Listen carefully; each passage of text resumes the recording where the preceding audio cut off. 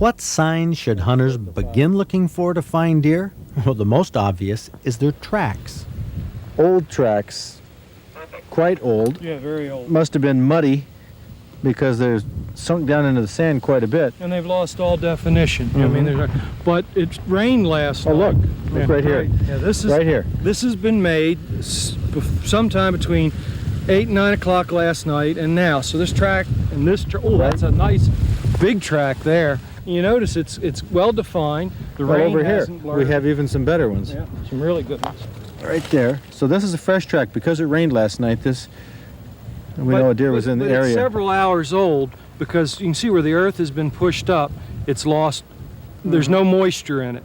The sand is just completely dried away. But this track is fresher than this track. Oh yeah, this track was. You can see it's been blurred by the rain. So this was made before last night, whereas this has been made since last night. But again, same here. But again, this isn't anything to get excited about because it tells you that the deer are here and they're coming in probably at night. But as far as getting too excited, you'd see tracks like this all over the place. if it was all Well, tracks are the easiest deer sign to find, but deer leave tracks everywhere they walk, day and night. So tracks alone don't give you a big clue as to their behavior, and neither do another common sign, the droppings. But there they are. And like you said, they're reasonably fresh because you can see they're shiny, and that mucilaginous covering deteriorates very, very quickly.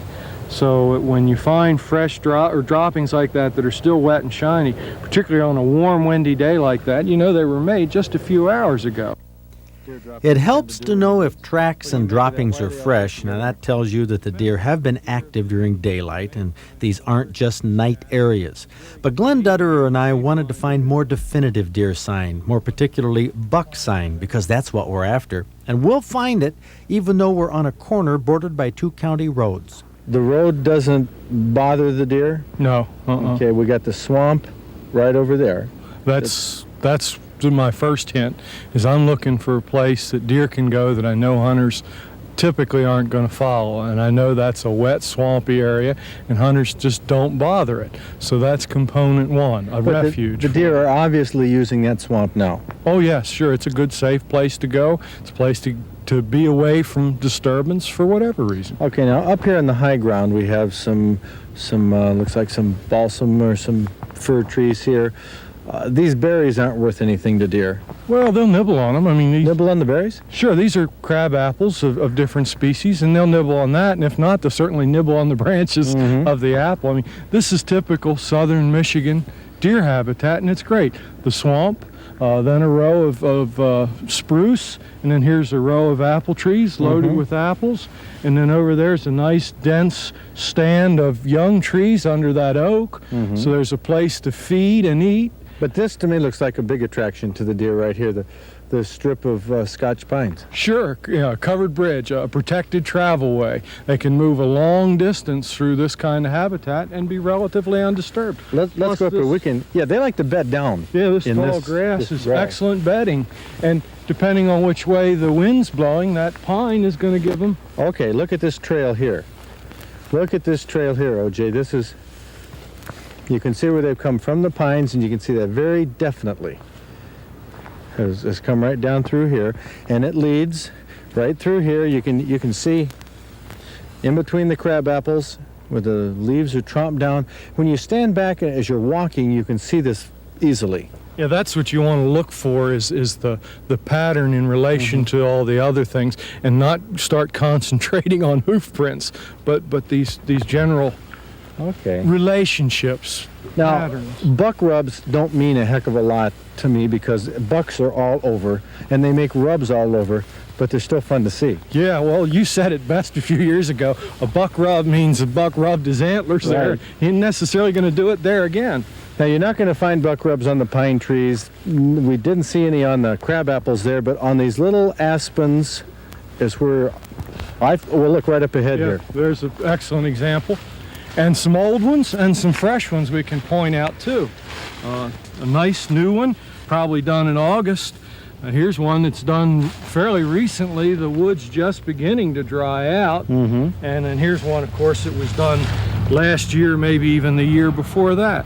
The bigger the rub, the bigger the deer generally. Well, I don't know any research to back that up, but Oh, come on, everybody knows that, Glenn. that's a wide-held opinion, and I won't argue with it.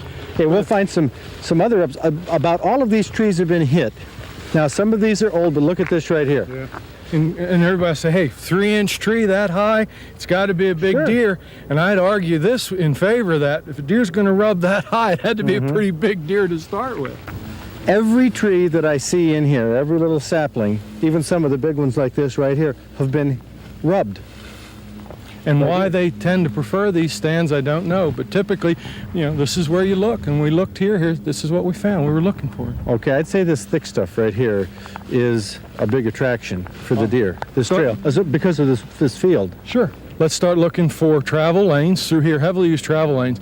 But this is a little secluded spot, so this is where I say, hey, there's probably scrapes in here. And that's what I tend to be more attracted to and say, this is where I'll probably hunt.